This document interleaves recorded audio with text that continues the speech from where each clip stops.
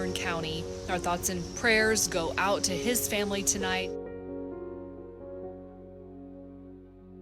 For the remainder of this school year, there will not be in-school instruction. Limited seating allowed inside and out. That's because we've never had a lockdown as strict as some states did. Everyone wearing a mask when they cannot be socially distant.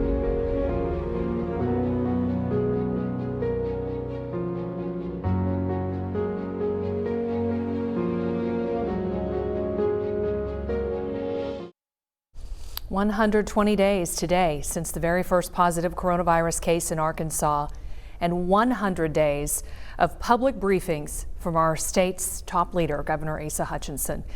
He calls today noteworthy, saying this is an incredible time in our history.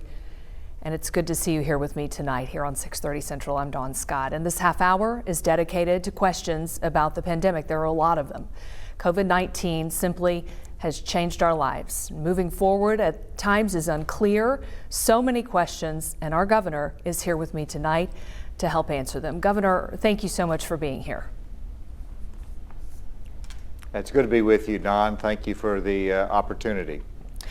You know, this all began and you came in studio with me, I recall, back in March when that was allowed.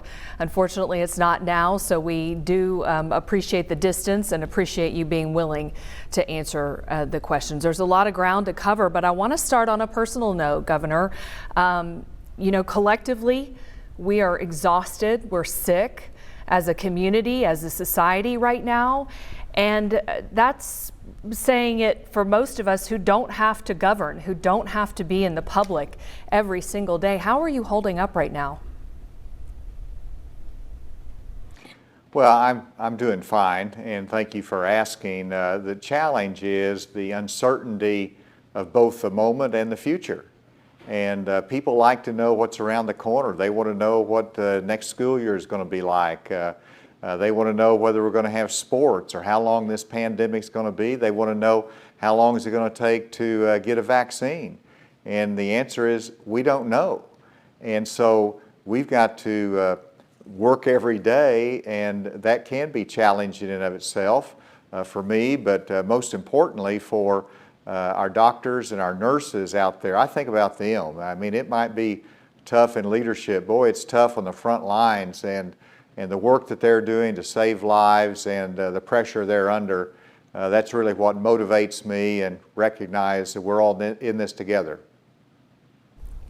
We certainly are. The number one question that we have gotten, we've asked viewers, of course, to write in, and I'm sure it's probably the number one question that you get.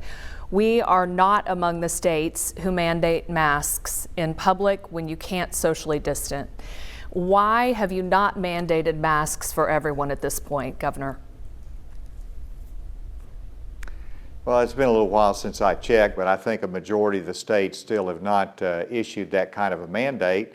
And the answer is that you know, we believe that the most effective way to accomplish mask wearing and to make that something that is recognized as important is to educate everyone, to make sure they understand how important that is to others' health, and that it's an unselfish act, and that we as leaders are setting an example of wearing a mask when you can't social distance and the importance of it. And then we took it a step further, and we provided a model ordinance for cities, if they elected to do so, to pass. I know that Conway has done that, Rogers has done that, other cities are looking at that, and so that allows the most flexibility for cities that see themselves in a hot spot, that they can take it a step further as a mandate that allows law enforcement to help the businesses that are trying to make sure a mask is worn in their place of business by customers. And so it gives more tools, and that's an option that cities can mandate. I think that's effective. You look at Texas, the governor issued a mandate, but it was the first thing was you have to provide a warning. Which basically is that that's an education procedure.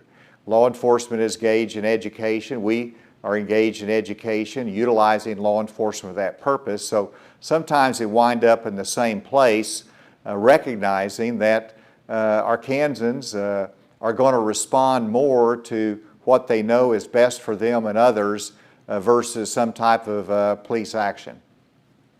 Is there, Governor, a number of confirmed cases or a point that we would get to that would prompt you to change your position on masks being mandated? Sure, there's always, you shouldn't foreclose opportunities for the future. I mean, you can ask a lot of hypothetical questions. Would you roll back some of the openings that you've done? Would you put more restrictions in place? Would you ever do a shelter in place? Would you ever do a mandatory mask requirement? Well, the data, the circumstances, the Public Health Council, what works for Arkansas is going to dictate all of those decisions, and we don't know where this is going to go. I'm hopeful that through the process that we're going through and the strategy that we have and the discipline of Arkansans, that you're going to see progress. If we see an escalation and if we see the hospitals that are overflowing, absolutely, you've got to take steps to make sure that we reduce the spread of that. And so we'll take it a step at a time. I think we're in the right place right now. People are responding to it, and we'll see what the future holds. Well, I think that's such an important point. So little about this makes sense. I mean, we closed schools when we had so many fewer cases than we have now, and now we're planning school. Is that part of what's so difficult about this? And by the way, after the break, we'll discuss education, but it's got to be so tricky because nothing about any of this really makes sense. Well, that's true. Everybody thought at the very beginning that we're going to be like New York and New Jersey, where you're going to have one peak and you're going to come down. Well, that hasn't been the case. For most of America, it's more like a rolling fog that has moved across our country. And that's what's happened in Arkansas, is how I would describe it, that the fog moves at different times, the virus moves in different ways. You have different patterns for different states. Louisiana, they had that peak like they had in New York. They came down, and all of a sudden their cases are going back up. And so, it's a little bit hard to predict and to forecast, but we do know what works, and that's what we're trying to implement. Governor Asa Hutchinson with me throughout this half hour. We're still taking questions. We'll join you in a moment to discuss your decision today on going back to school this fall. Back after a break with more of 6:30 Central. Sad to say that was the last time I actually got to see him. After urgent care, they said, hey, he's having shortness of breath, his temperature real low, has a pneumonia. We got to take him to the ER. We got to look out for one another if we want to flatten this curve. We got to. We got to love each other. We will get through this, but we got to. Don't let this be your mom. Don't let this be your dad. Don't let this be your grandparents.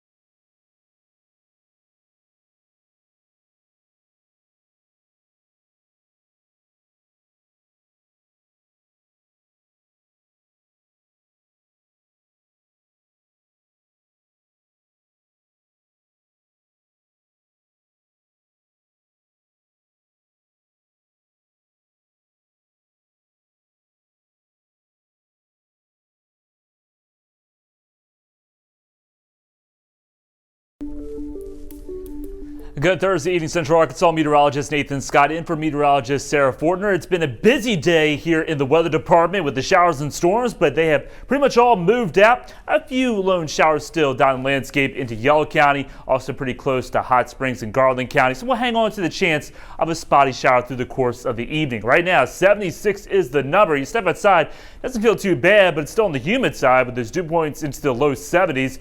Look where it has not rained just yet, 90 in El Dorado. Meanwhile, everybody else pretty much into the 70s and lower 80s. We had that cluster of storms arrive from Nebraska, and we're continuing to watch this flow out of the northwest. There's another little impulse into Colorado, so that will get the opportunity of maybe some spotty showers and storms on our Friday. But the coverage, nothing like what we saw out there today. You'll see that here on the future radar. Notice Friday morning, we should primarily be on the dry side, and then going through the afternoon and evening hours, there's that chance of a spotty shower storm developing with that daytime heating. But tomorrow, expecting more sun, and it's going to be a hot one. Temperatures topping out into the low to mid 90s, but with that humidity, it's going to feel more like 105, and that's even worse on Saturday, feeling like 105 to 110. And we're going to stay in that range over the next several days into next week, as really our first heat wave is on tap. Tonight, 20% chance of those showers early with clearing skies, low around 72, areas of patchy fog developing. 93 on your Friday with a 30% chance of a spotty shower storm developing through the afternoon and evening hours.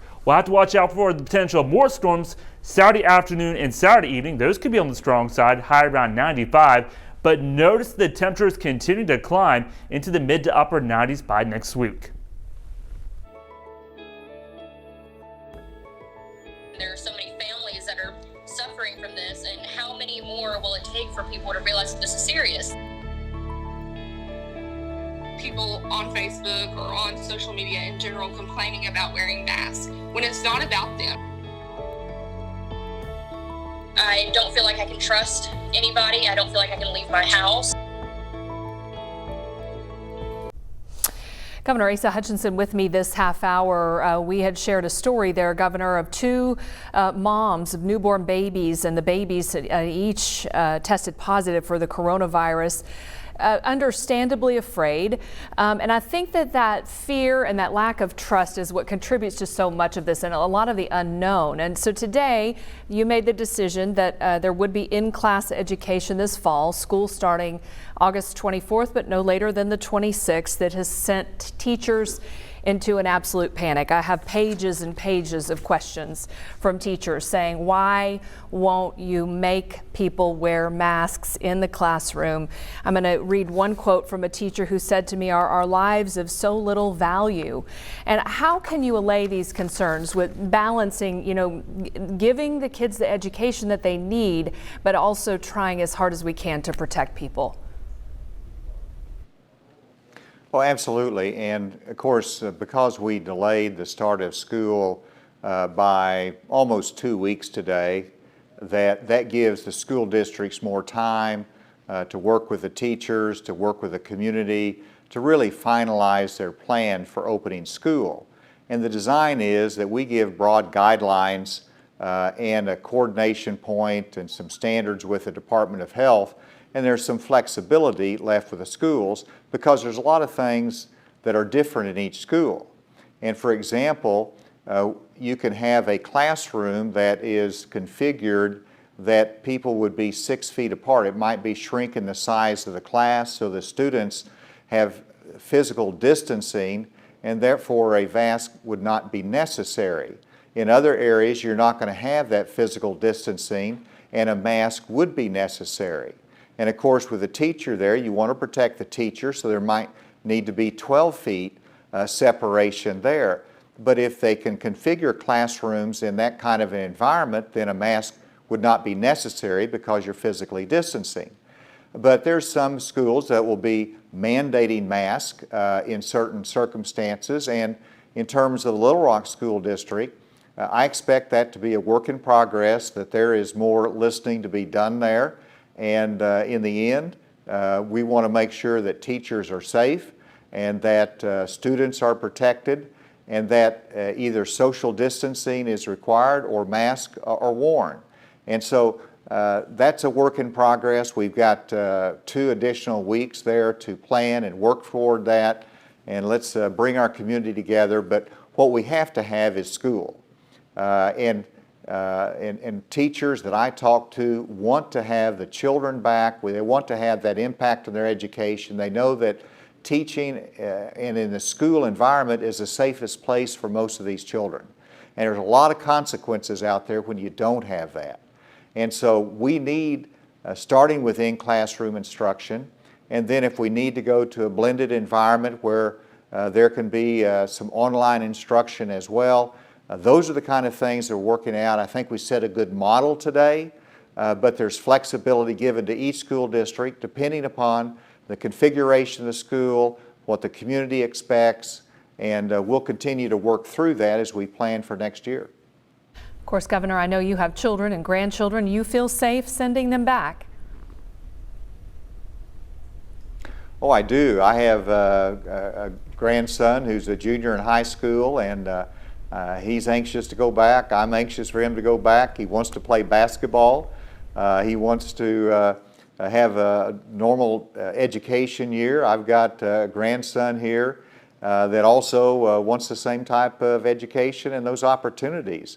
You know, and they understand that you could have a blended learning environment, but as a grandparent, I want them to be safe, and I want the teachers to be safe. But I also know we want to have that school, and my grandchildren are one circumstance in life, and there's others that might be in more challenging circumstances of life, and we want them to have the same opportunities as everyone else, and I think that involves instruction in school.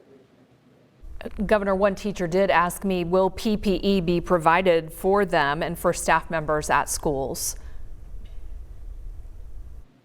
And the answer is yes. There has been CARES Act funding that has been distributed to the schools, and that is partly for the acquisition of PPE that they can distribute and use for teachers and for students.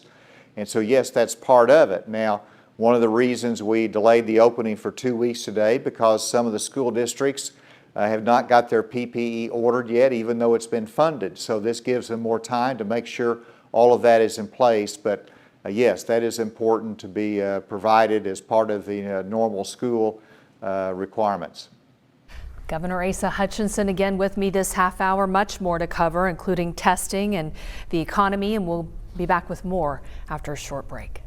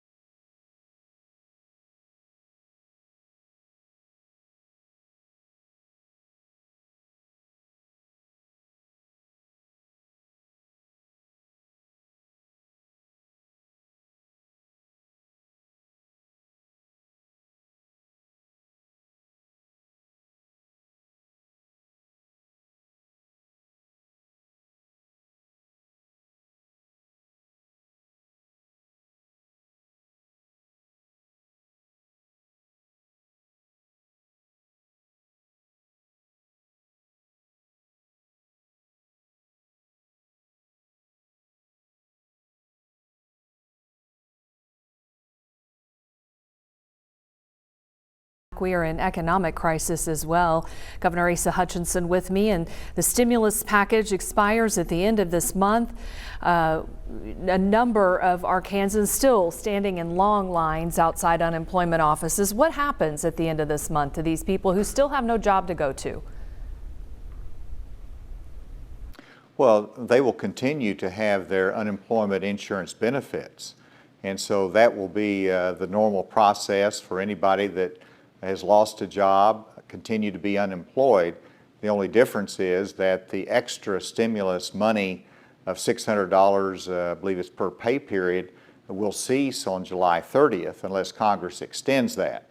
And so what our focus is one, to make sure the safety net is there, the unemployment benefits are there, but more, just as importantly, we want to make sure that there's jobs that are created and that our economy keeps moving so people can have their livelihood back, they can provide for their family, they can have the job, and that's what Arkansans want. I was delighted this week with some good jobs announcements in which were 1,000 jobs created in Central Arkansas, so jobs are available, and we want people to have those opportunities. Obviously, it has to be a good fit. But that safety net is very important to continue, and it will continue. Yet another job opening is with contact tracing. I know we are in desperate need of contact tracers. Are you concerned we don't have enough, and entering into school in the fall that we will have enough people to trace if there is a case that pops up in schools, which we already know we're going to have it? Yes, I think that with the expanded partnerships that we have on contact tracing, that we're going to be dramatically increasing our capability. And so the contract with General Dynamics is in place. They're bringing on workers. They're hiring people. I was told today that we've added, I think this week, over 50 contact tracers through that. With legislator approval, we'll have another contract that will be able to go out as well. And so we're dramatically increasing that capacity because there's a greater need now than there was 2 months ago when we first looked at this. You know, in terms of the fall, no one really knows what it's going to be like. I think we have to be prepared either way. You know, if we have additional cases, we got to continue to expand our capacity in testing and contact tracing and the education of the public, because we need them to respond whenever we have a positive case that we need isolation, we need to protect everybody. So it's a partnership all the way through there. It takes the government side, but it's really the individual citizens that are helping so much, and that needs to continue. All right, Governor, back after a short break.